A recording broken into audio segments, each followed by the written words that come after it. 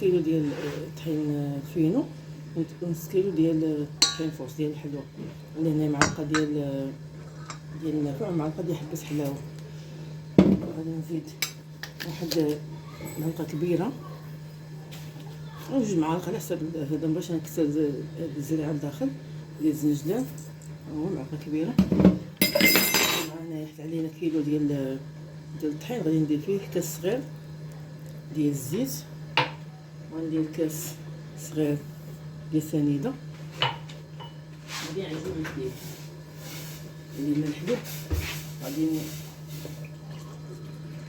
الحليب يكون دافي ديال كل غادي تعجنيه به بحال تعجنيه به، ما يكونش سخون بزاف ما يكونش بارد. هنا جوج كيسان ديال الحليب دافي كما قلت قبل. غادي نقول لكم من بعد شحال ديال الحليب دا ليا. ندير جوج كيسان ديال الحليب. وندير هنا بخاطه ديال الملحه باش تقاد لي المذاق. ها هي كمان شي معلقه صغيره. ها هي. وغادي ندير ملح بوس. غادي واحد معلقه كبيره ونص. انا هادشي هاد الكورس هذا تيتعطل في الخميره. غادي نعجنو وغادي نقول لكم هاد اش غندير من بعد ان شاء الله. نسيت ما قلت لكمش البيض. الا عندكم نص كيلو ديال الطحين ديروا غير جوج على بيضه وحده. انا عندي جوج بيضات. تعطيه مذاق تعطيه اللون.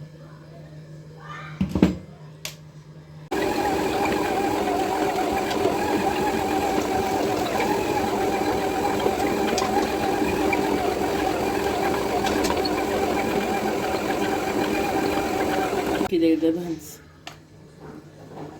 يعني شي خفيف بزاف ماشي ثقيل، ولكن ما يكونش ثقيل لان الفينو حرش كيشرب الماء. خصو باش ملي يطيب ما يجيش قاصح ويجي ناشف. الا عندكم نص كيلو ديال الدقيق يعني ربعه ديال الفينو وربعه ديال الفورس، ديروا معلقه ديال الزبده. دابا في هذه الحاله هذه الا درتو كيلو انا غندير جوج معالق ديال الزبده. الاحسن تكون زبده حيوانيه. غنخلطها معاها حتى تنسجم معاها وغادي نخليها تخمر التخميره الاولى. غنخلطها مزيان تدخل فيها الزبده مزيان ونغطيها بواحد سلوفان ونخليها تخمر.